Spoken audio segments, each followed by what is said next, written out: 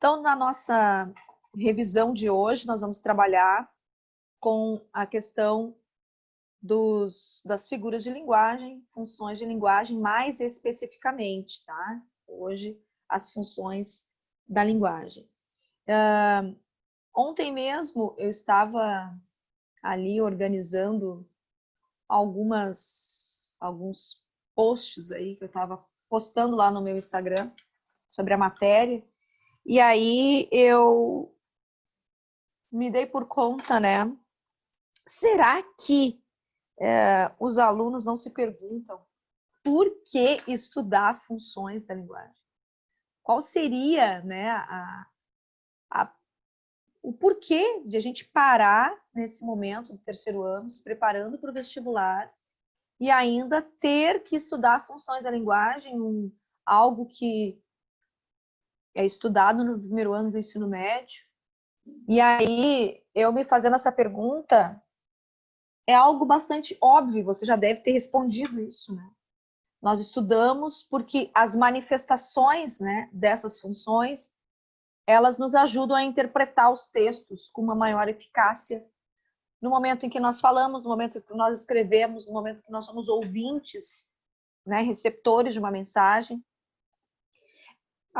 É porque nesse momento, né, que nós evidenciamos o objetivo que nós propomos na nossa enunciação, no nosso ato comunicativo. É nesse momento que ela se manifesta porque nós colocamos um objetivo no texto. Ou nós queremos informar, ou nós queremos conceituar algo, ou nós queremos evidenciar as nossas emoções e sentimentos, ou nós queremos estilizar nosso ato comunicativo, ou nós queremos usufruir aí de persuasão nesse meu receptor, ou queremos apenas testar, né, o nosso canal de comunicação com o outro.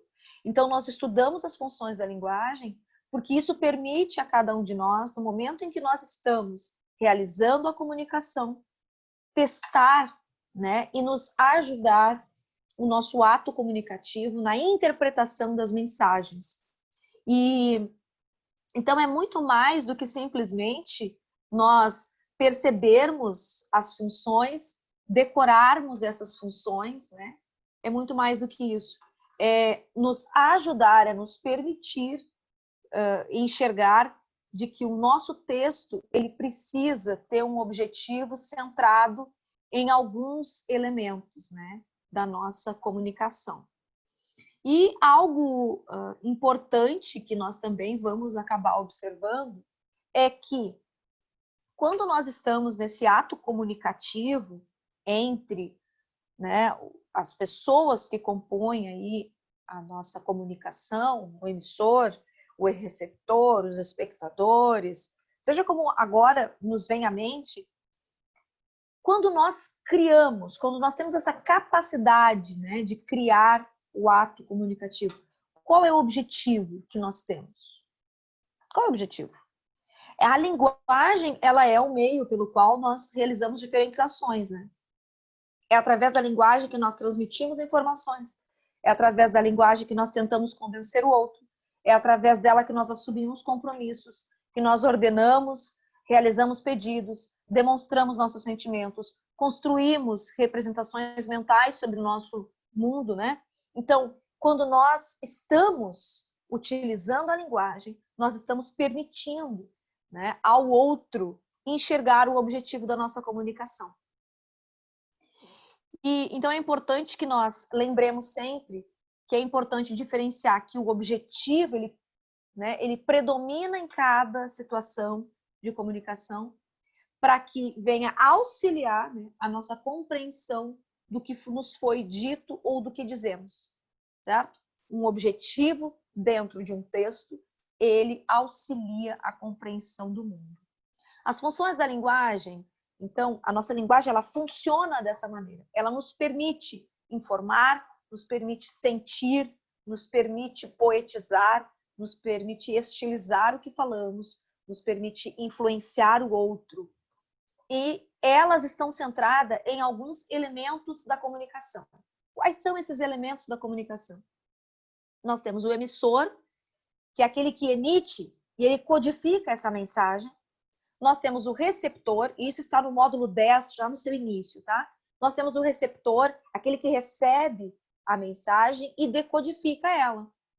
Nós temos a mensagem, que é o conteúdo que vai ser transmitido pelo emissor, recebido pelo receptor.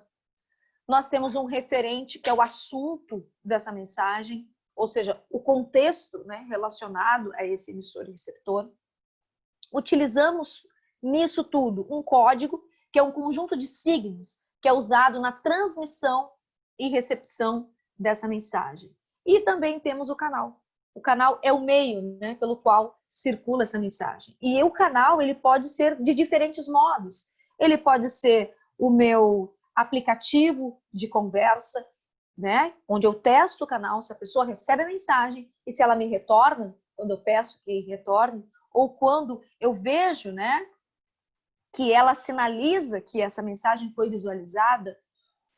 Então, eu tenho sempre o quê? Uma testagem do meu canal, um suporte, né, por onde essa mensagem ela corre, seja num jornal, seja numa conversa, seja num áudio, seja numa música que eu faço para uma pessoa com determinada mensagem, seja num bilhete, seja num livro, seja, enfim, seja principalmente nesse diálogo que nós estamos tendo. Eu estou testando o canal, estou vendo se a mensagem está circulando, se ela está chegando, né?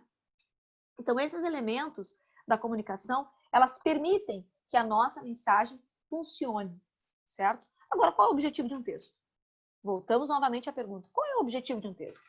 Toda a comunicação, ela apresenta uma variedade de funções, mas elas se apresentam hierarquizadas, sendo uma dominante nesse meu texto e de acordo com o enfoque que o destinador quer dar ou o efeito que ele quer causar no recebedor. Então, veja, um texto, ele tem por objetivo uma funcionalidade, mas isso não quer dizer que existam funções menores nessa minha mensagem. Eu estou ali tentando transmitir uma informação importante. Vejam que nesta semana, me parece que em Canoas, né, houve um acidente no Transurb, né, ali na estação. Uma pessoa, não sabemos, não li a reportagem por inteiro, mas o que me passaram aqui, a informação, o vídeo, né, que eu vi, a pessoa aparece se atravessando na frente do trem em movimento. Veja, isso é uma informação. Mas isso não quer dizer que por detrás dessa informação não tenha me evocado algumas emoções, como tristeza, como compaixão, né? O que fez eu pensar tudo isso, né, é a minha linguagem, esse momento em que eu recebo essa informação, mas eu não fico apenas no nível da informação, ela é predominante, informou-me, mas isso ativa outros elementos da minha linguagem, certo? Então, quais são as funções da linguagem? Nós temos a emotiva, também chamada de expressiva, ela é centralizada no emissor, né? Ela revela a sua opinião, revela a sua emoção, nela prevalece a primeira pessoa do singular, e aí nós vamos ver fortemente ela muito aberta, né? No pronome, na primeira pessoa, interjeições, exclamações, quer dizer, esses são elementos que acabam sendo alguns articuladores, né, do que prevalece sendo essa expressão em primeira pessoa. É a linguagem encontrada nas biografias, nas memórias, nas poesias líricas, cartas de amor, né? Veja um exemplo. Estou tendo agora uma vertigem, tenho um pouco de medo. A que me levará a minha liberdade? O que é isto que eu estou te escrevendo? Isso me deixa solitária. Observem que nós temos alguns marcadores, né, dessa primeira pessoa, que não apenas o eu, mas as desinências verbais, os pronomes pessoais que se remetem à primeira pessoa, né, esses marcadores que vão me levando para a marca dessa subjetividade colocada aqui nesta função. Essa função, veja, um poema que nós temos aqui de Mário Quintana. Observe as marcas dessa subjetividade. O autorretrato. No retrato que me faço, traço a traço, às vezes me pinto nuvem, às vezes me pinto árvore, às vezes me pinto coisas de quem tenho mais lembrança, de que nem tenho mais lembrança, ou coisas que não existem, mas que um dia existirão. E desta lida em que me busco, pouco a pouco, minha eterna semelhança. No final, o que estará? Um desenho de criança? Corrigido por um louco? Então, nós temos ali, veja, algumas marcas. Claro que esse texto está centrado em expressões de sentimentos, emoções, opiniões do eu lírico, mas ele é subjetivo, ele é pessoal. Nós percebemos o destaque ali, né, ao emissor, que é reforçado pela presença dos verbos, pronomes na primeira pessoa. Os textos líricos que expressam, né, o estado da alma do emissor, eles exemplificam a função emotiva da nossa linguagem. Outra função que a linguagem adquire é a função referencial, também chamada de denotativa ou informativa, né? Ela é centralizada no referente, no assunto, quando o emissor procura oferecer informações da realidade. Então, ela é objetiva, ela é direta, ela é denotativa, prevalece a terceira pessoa do singular, isso é importante. Ela é usada nas notícias de jornal, livros científicos, descrições de fatos. Então, nós vemos ali a presença da objetividade. Então, isso cria o quê? Uma diferença da emotiva, que leva em conta a subjetividade. Aqui nós levamos em conta a objetividade. Veja o exemplo. Em 1665, Londres foi assolada pela peste negra, que é a peste bubônica, que dizimou grande parte de sua população, provocando, então, aqui quase a total paralisação da cidade e acarretando o fechamento de repartições públicas. Perceba que eu tenho uma informação.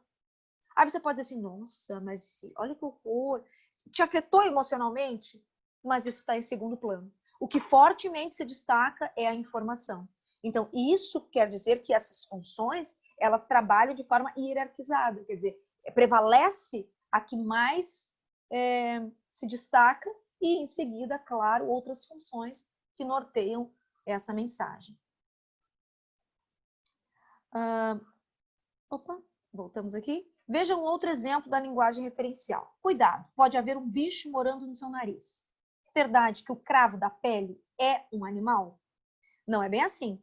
O cravo é um poro entupido de gordura, explica a dermatologista Teresa Macaron, do Hospital Albert Einstein, em São Paulo. Só que algumas bactérias, como a Propionobacterium acne, é até um parente das aranhas, o Demodex folliculorum, adoram morar dentro desses poros, onde encontram um ambiente ideal para procriar. Lá se instalam e fazem a sua casinha. E muitas vezes provocando uma irritação, que é a acne, que muita gente chama de espinha. É comum ter esses problemas depois da puberdade, quando os hormônios aumentam a oleosidade da pele. O que nós observamos aqui? Nós estamos trabalhando com a referência, com uma informação. Você pode pensar assim, mas parece a metalinguística. Parece que eu estou conceituando algo. Bom, mas isso está em segundo plano. O que nós vemos prontamente aqui é essa questão da informação. Nós estamos informando, trazendo inclusive ali um argumento de autoridade, que é da Teresa, né, Macaron, do Hospital Albert Einstein, em São Paulo, que ela reforça que o cravo é um poro entupido de gordura. Então, nós temos a informação colocada aqui, muito aparente, né, nesse texto.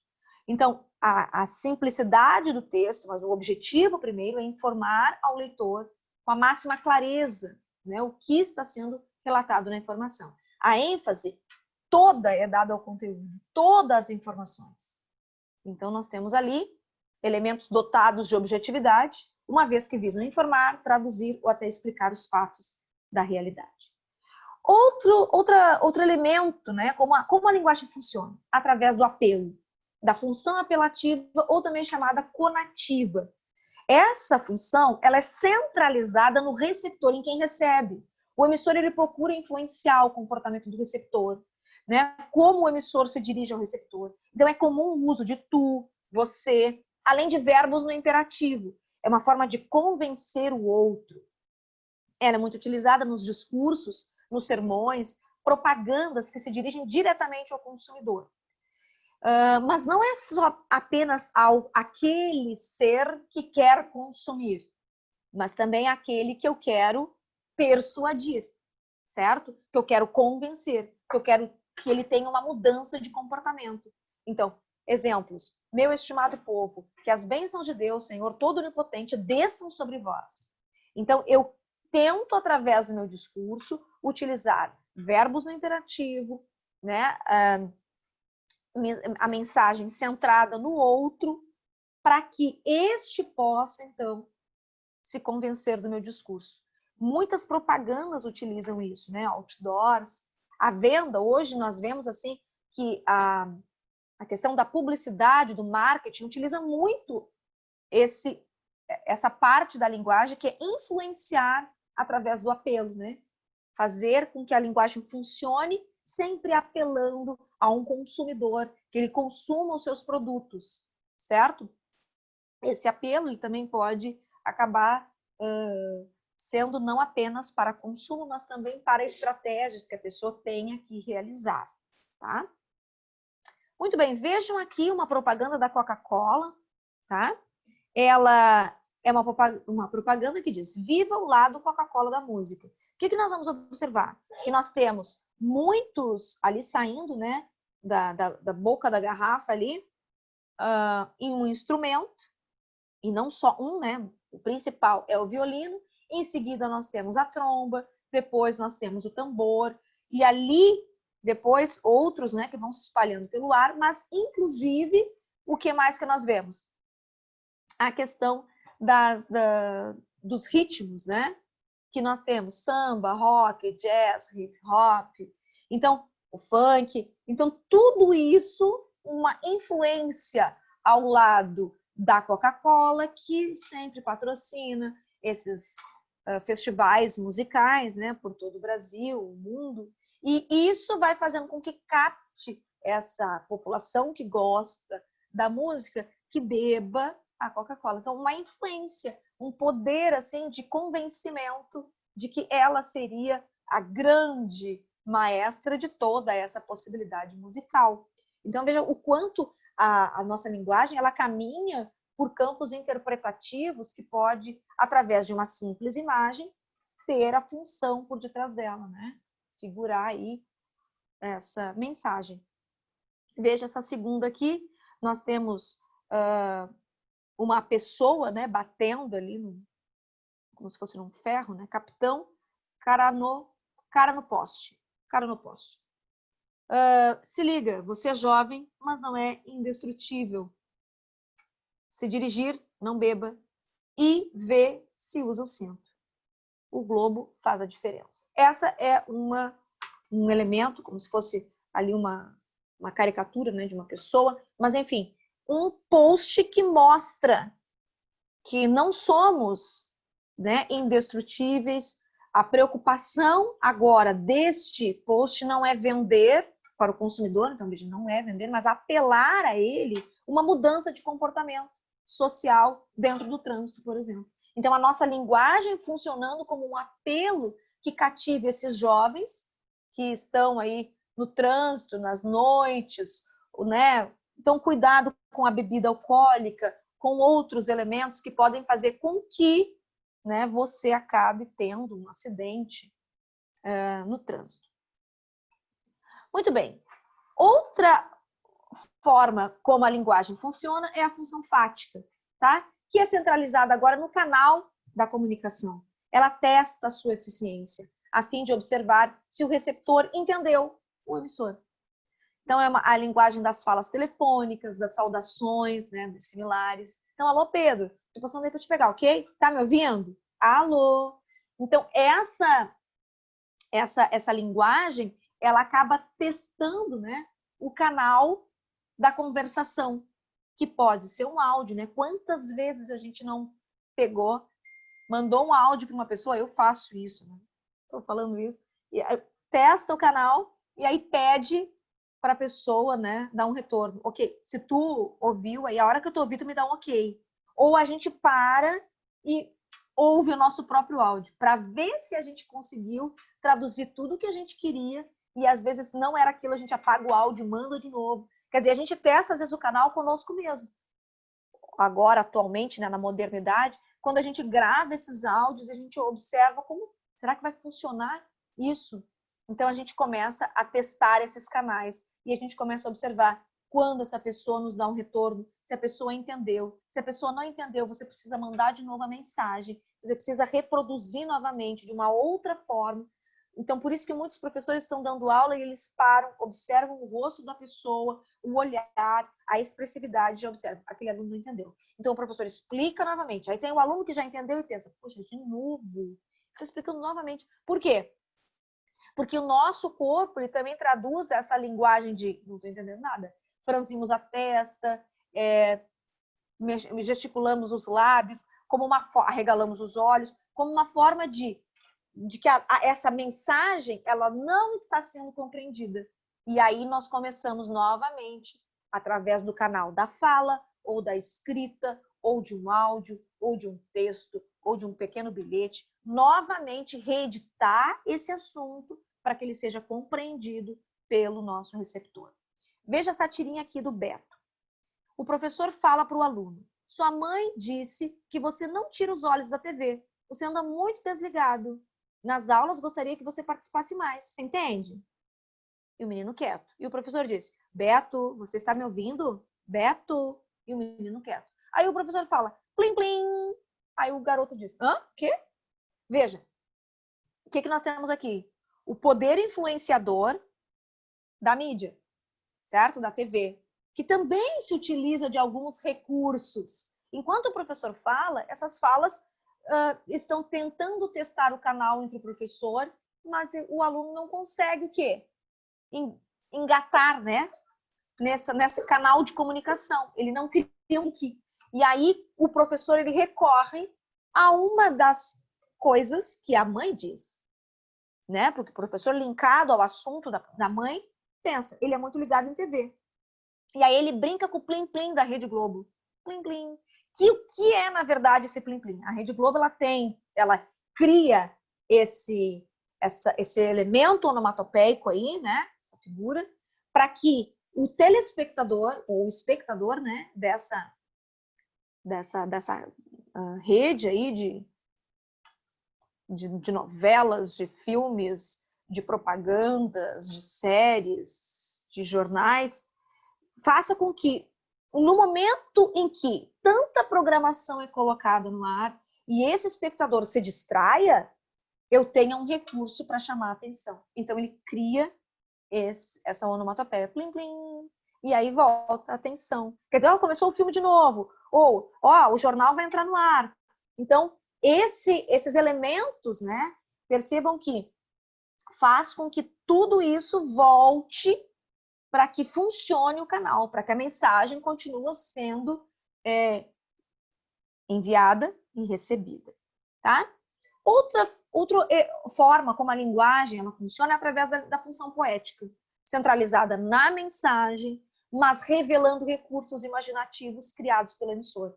Aqui nós vamos valorizar o quê? A variação, né, de muitas palavras, suas combinações, seus sentidos, seus estilos. É uma linguagem figurada, apresentada em obras literárias, como letras de música, algumas propagandas também, né? E aí nós temos aqui um exemplo. Moça do corpo dourado, do sol de Ipanema, o seu balançado é mais que um poema, é a coisa mais linda que eu já vi passar. O que nós temos aqui? Uma música, Tom Jobim, né? O que essa música nos traz? Além dessa sonoridade, dessa harmonia, dessa cadência que vem os versos, né? Todos aí estilizados, nós vemos elementos que comparam o balanço a um poema, né? Nós temos uma moça que tem um corpo dourado, olha uma linguagem mais figurada, que ela tem o corpo dourado como o sol de Ipanema, né? Ipanema, Rio de Janeiro, aquele calçadão lindo. E aí a gente vê o quê? Que uma poesia, né? Musicalizada aqui, evoca alguns sentimentos, que é aquela coisa gostosa do verão no Rio de Janeiro, das pessoas esculpindo o seu corpo bronzeado, dessa coisa de nós queremos imaginar, né, sair do lugar que estamos. Então, a função poética, ela possibilita, ela se centra na mensagem, mas se revelando de uma forma bastante criativa e imaginativa. A linguagem também funciona como uma função metalinguística, centralizada agora no código. Ela usa uma linguagem para falar dela mesma. Quer dizer, a poesia que fala da poesia, o texto que comenta do texto.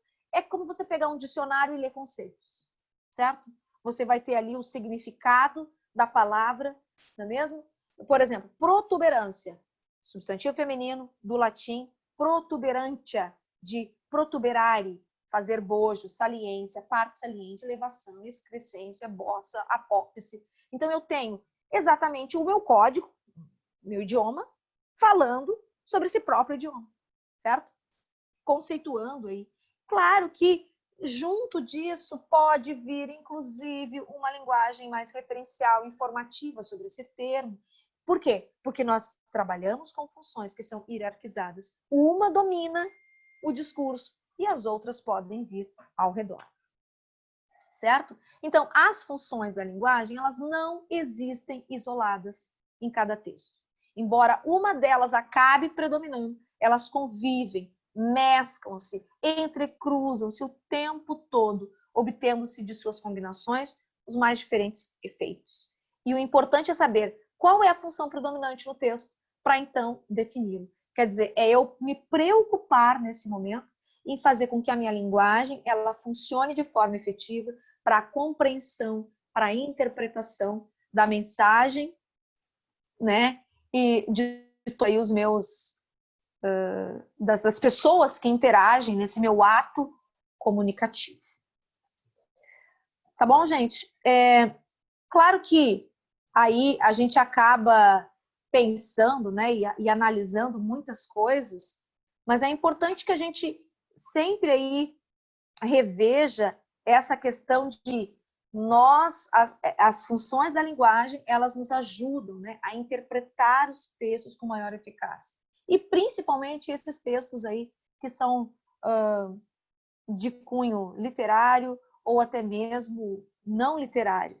Às vezes a gente se preocupa só com a literatura quando pensa em funções da linguagem, quando pensa em figuras da linguagem, mas não é somente isso, né? A gente precisa observar que também a nossa linguagem mais técnica, mais talvez do campo da biologia, talvez mais do campo aí da matemática, ela também expressa uma informação, ela também expressa um conceito, né? Que é a questão da metalinguística, e isso vai fazer, então, com que a gente pense a língua portuguesa num sentido bem mais amplo, que não apenas língua portuguesa. Outro tema também importante, né? Por que estudar figuras de linguagem? Por quê? Por que eu tenho que parar o 9º ano estudar isso? E aí depois eu venho no 1º ano e estudo isso em literatura. Aí eu volto no 3º ano e acabo estudando isso de novo. Por quê? Porque também faz parte do nível de incompreensão que nós temos da nossa linguagem.